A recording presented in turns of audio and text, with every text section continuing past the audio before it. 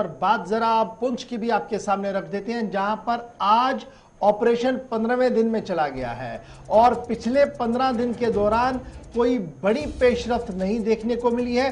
ताहम इस सरहदी जिले से जो इस वक्त की खबर आ रही है वो कल भी हमने आपके सामने रखी थी, जो ब्रेकिंग के तौर पर हमने बताया था कि पाकिस्तानी मिलिटेंट जिया मुस्तफा जिसका ताल्लुक लश्कर से था वो कल मारा गया था। अब आप समझ रहे होंगे जनाब कल मारा गया तो आज हम दोबारा इस बात को क्यों बता रहे हैं। कुछ चीज़ें बड़ी इंपॉर्टेंट होती है जी फीडबैक के लिए, और आप याद रखें कि कौन है ये जिया मुस्तफ़ा और इसके ऊपर सबकी नज़रें क्यों थी, ये बड़ा इंपॉर्टेंट है। जिया मुस्तफ़ा लश्कर तैयबा का मिलिटेंट है जी, और इसके ऊपर कश्मीरी पंडित माइग्रेंटों के कत्लेआम का बड़ा इल्ज़ाम था, बल्कि यह मुलविस था जी इसमें।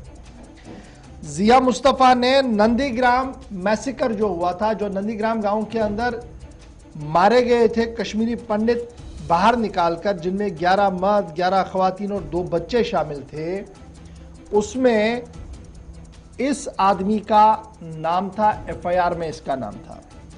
और उस वक्त के डीजीपी AK सूरी साहब ने प्रेस कॉन्फ्रेंस करते हुए पहली मर्तबा पाकिस्तानी मिलिटेंट की परेड मीडिया के सामने करवाई थी। और सूरी साहब ने जो बयान दिया था वो जिन लोगों ने रिकॉर्ड किया था उस वक्त उन्हें याद होगा, सहाफ़ी जो थे और जो नए लड़के हैं जो रिसर्चर्स हैं उनके लिए और आपकी यादाश्त के लिए याद रखिएगा। सूरी साहब ने कहा था कि डिस्ट्रिक्ट कमांडर है जी लश्कर तैयबा का, और ये है जी मेन कॉन्स्पिरेटर जिसने पूरी कॉन्स्पिरेंसी हैच की, किस तरीके से हमने अक़लियती तबके के फिरके को निशाना बनाना है। और उसके कब्जे से एक AK-47 rifle, ammunition, wireless set और कुछ चीज़ें बरामद करके मीडिया के सामने उस वक्त रख दिया था। और उसके बाद बाज़ाब्ता तौर पर जनाब FIR चली, केस चलते रहे और मामला जो है वो आगे बढ़ता रहा। BSF अच्छा, जब ये पकड़ा गया जी जिया मुस्तफ़ा मिलिटेंट जो ये पकड़ा गया, उसके साथ कुछ और मिलिटेंटों के नाम भी सामने आए कि कौन कौन इस ग्रुप के अंदर थे। ताहम 2003 में BSF ने एक एनकाउंटर किया और उस एनकाउंटर के अंदर वो जो लोग थे वो मारे गए थे, जो 3 और मिलिटेंट इसमें मुलविस थे वो मारे गए और बाज़ाब्ता तौर पर कोर्ट के अंदर ये मामला चला गया। फिर ये मामला रुका, सुप्रीम कोर्ट चला और सुप्रीम कोर्ट की सुनवाई पर दोबारा से सुनवाई चल रही थी। तो ये जिया मुस्तफ़ा जो लश्कर का मिलिटेंट था ये था कोट बलवार जेल में। अब आप सोच रहे हो कि मिलिटेंट कोट बलवार जेल में है, 2003-4 से जेल के अंदर है, तो इसका पुंछ के साथ क्या कुछ कनेक्शन है। माना जा रहा है जो जराया है, जो खुफिया इदारे हैं उन्हें इस बात की इत्तला मिली थी कि इस आदमी का कनेक्शन किसी न किसी तरीके से लश्कर के साथ है और उसे पता है कि इस एरिया के अंदर हाइड आउट्स कहां पर है।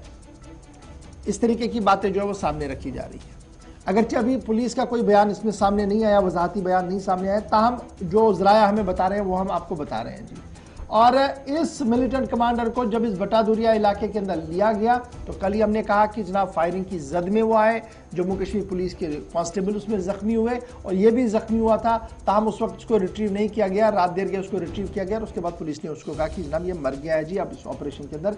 यानी वो वाहिद आदमी जिसके ऊपर FIR थी कश्मीरी पंडितों के हवाले से, वो भी अब इस दुनिया में नहीं रहा, वो भी मर गया है, एनकाउंटर में मर गया है। लेकिन ये तो कल की बात थी, आज क्या कुछ हो रहा है। तो आज सुबह से एक बार फिर बड़े पैमाने पर इस वसी इलाके का ऑपरेशन किया गया है। ऑपरेशन जो चल रहा है आज 15वां दिन है और तकरीबन 22 किलोमीटर की जो पट्टी है जिसको 3 तरह से कॉर्डन किया गया है, तीनों साइड से ऑपरेशन चल रहा है।